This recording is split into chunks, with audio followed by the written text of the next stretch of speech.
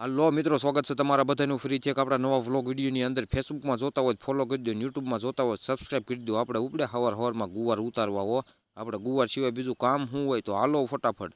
આને શું કહેવાય એક જરા કોમેન્ટ કરી નાખજો મારા કલેજાઓ.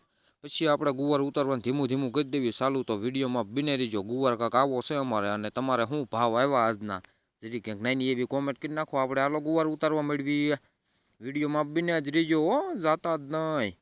પછી આપણે ગુવાર ઉતારીને ધીમા ધીમા ઉપડ્યા ઘર બાજુ હો, કેમ કે આપણે ગુવાર ઉતારી નાખ્યો તો પછી પાવાના હતા ઢોર. તો હાલો હવે ફટાફટ આપણે પાઈ લેવી ઢોર. વિડીયોમાં બિના જ રીજો. વિડીયોને લાઈક શેર કોમેન્ટ સબસ્ક્રાઈબ કરવાનું ભૂલતા જ નહીં.